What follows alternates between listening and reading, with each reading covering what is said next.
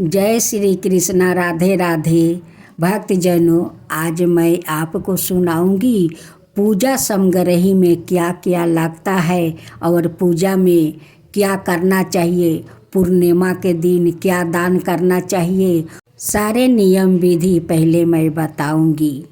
पूर्णिमा के दिन हवन, यज्ञ, दर्पण, पिंडदान आदि कर्म कांड करने के बाद उसे पर्याप्त दान दक्षिणा प्रदान करने की परंपरा आज भी कायम है।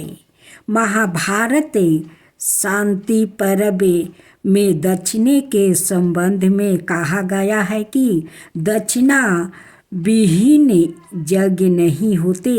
त्रिंग वेद में लिखा है कि दक्षिणा प्रदान करने वाले के ही आकाश में तारे के रूप में चमकीले चित्रा, दक्षिणा देने वाले को अमरत्व और शीघ्र आहु जीवन मिलता है।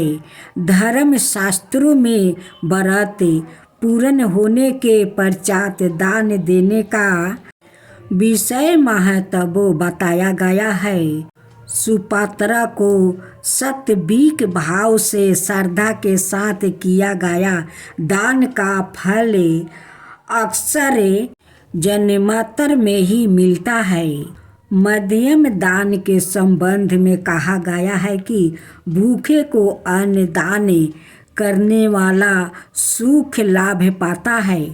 तिल दान करने वाला अभिलषित संतान और दीप दान करने वाला उत्तम नेत्र प्राप्ति करता है।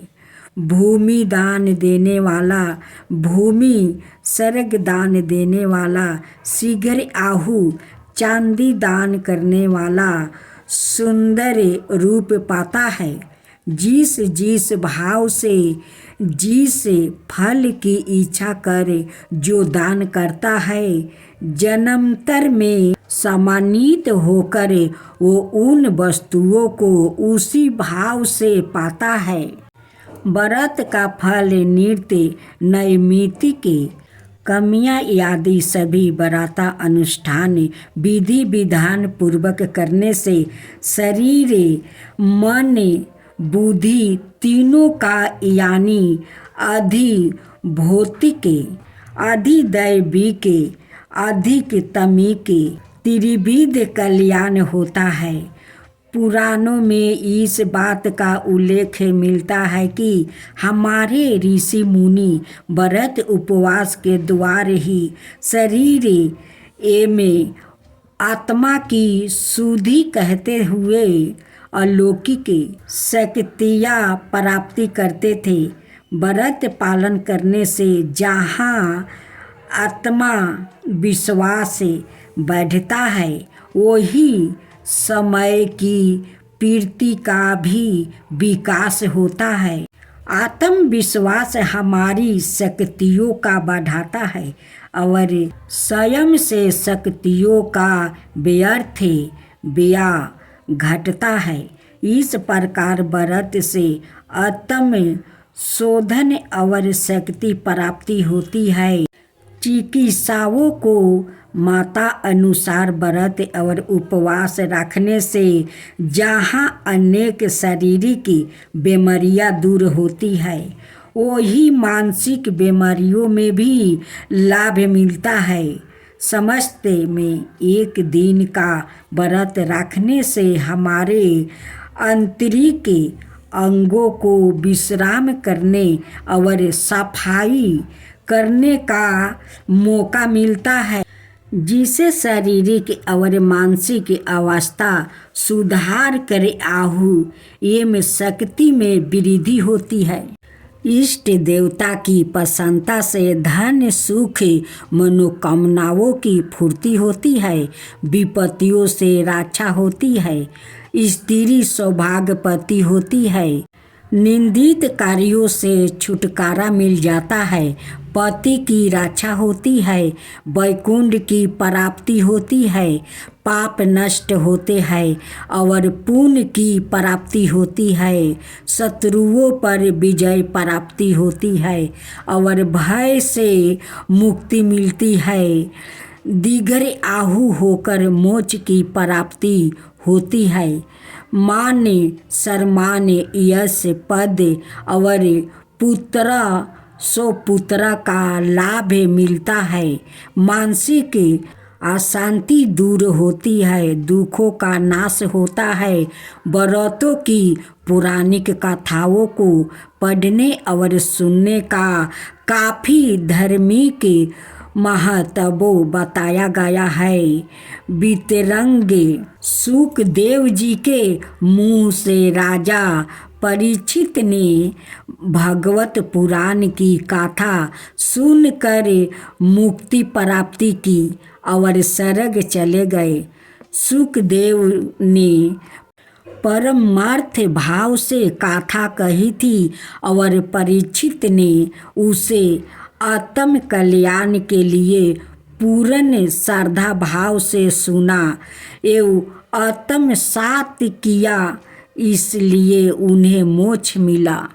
जहाँ धर्म पूर्णिमा कथा सुनने वाले व्यक्ति का मन सदा पवित्र वातावरण में निवास करता है, वही उसका मन और शरीर ईश्वरीय चैतन्य शक्ति के अनेक कीर्तन सुनकर दिव्या तेजमय होता चला जाता है।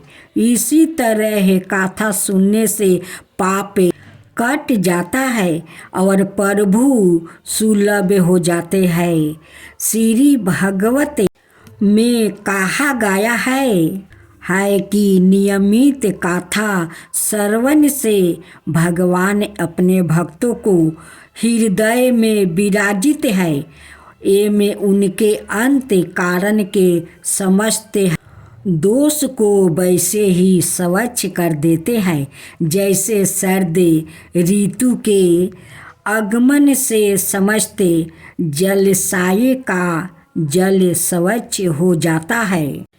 पद्म पुराण क्रिया योग सारा पीठिका वर्ण 27 के माता अनुसार जिन लोगों के समुदाय वैष्णवी कथा का श्रवण किया करते हैं वो उनके संपूर्ण पापों और विषयों का नाश कर डालती है। नारायण की कथा जहाँ पर प्रतिदिन हुआ करती है वहाँ पाप नहीं रहते हैं। भारतीय व्रतों कथाओं में सुसंस्कारित आचरण करने की शिक्षा दी जाती है। उनमें सत्य, अन्याय, त्याग, प्रेम और श्रेष्ठता की प्रतिष्ठा को मनोवैज्ञानिक तरीकों से बताया गया है। दृष्टि परावृत्तियों की हमेशा हार दिखाकर उन्हें छोड़ने की प्रेरणा दी गई है। इस प्रकार यह कथा हमें पाप बुद्धि से छुड़ाती है, हमारी नैतिक बुद्धि को जगाती है, जिससे मनुष्य शुभ्र सुसंस्कृत और पवित्र बने। किसी को पीड़ा या हानि पहुंचाना महापाप है, इसलिए बताया गया है क्योंकि इसके दुष्परिणाम स्वरूप दुख होता है और उसका दंड अवश्य भोगना पड़ता है। अतः अपना जीवन कर्म बदलकर पापों का क्षय और पुण्यों की वृद्धि की जा सकती है। व्यक्ति अपने भाव बंधनों को तोड़ने में सफल हो जाता है, मुक्ति का अधिकारी बन जाता है।